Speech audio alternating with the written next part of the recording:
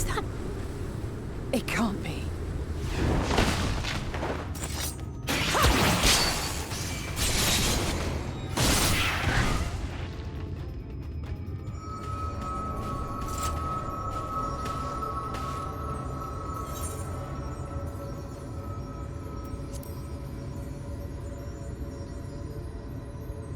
Just a lesser sin eater.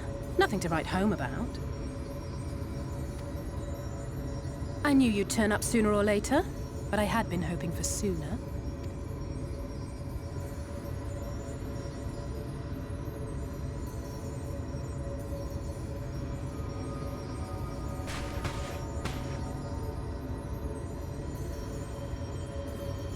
How are you?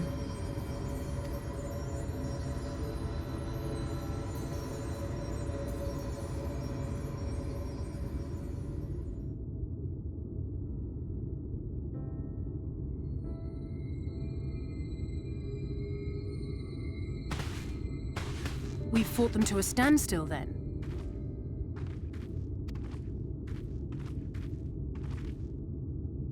The Exarch did say that the Empire seemed to have drawn back when he last looked in on the source. But without knowing for sure how fast time was passing there, I couldn't help worrying that a lot might have happened since then.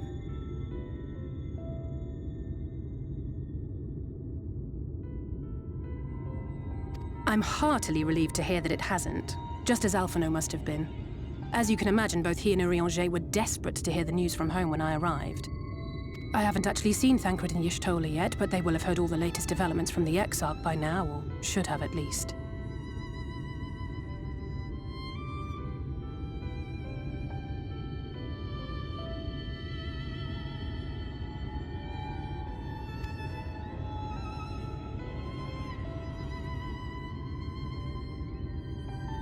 When I think of how frantic Tataru and the others must be, I want nothing more than to rush back and reassure them. But we still haven't found a way to reverse the summoning. And even if we had, we couldn't just ignore Urianger's vision. He may use 10 words where 1 would suffice, and they may often obscure as much as they reveal. But on this matter, he was as clear as day. I do not doubt for one moment that he saw what he claims.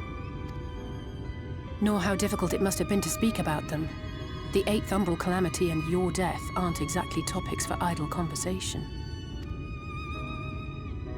As much as I might want to go home, I don't want to go home to that. We can't allow the rejoining to happen, which means we have to save the first from the Sin Eaters.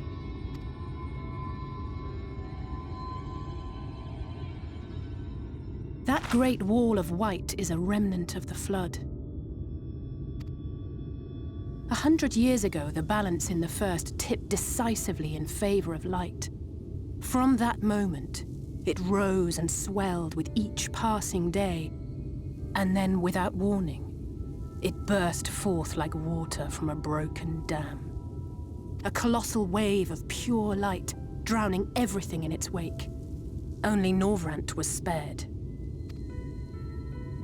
For the most part, living things are composed of ether of various different aspects.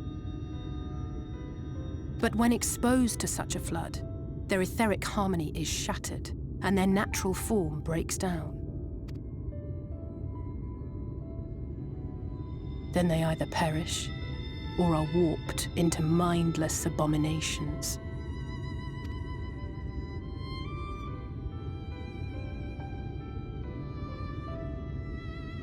Yes, that's how the Sin Eaters came to be.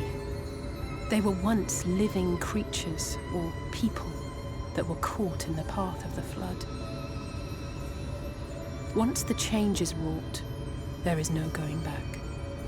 In that instant, they are gripped by an insatiable appetite for ether, and will happily gorge themselves on any living thing within reach. But even that is not the worst of it.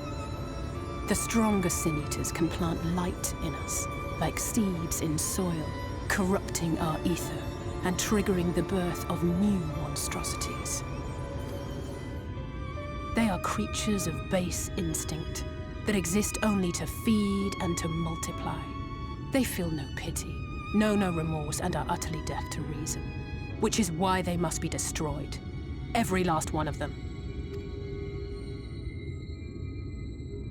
The infirmary is full of the Sin Eater's victims, left here to spend their final hours waiting for the change to overtake them.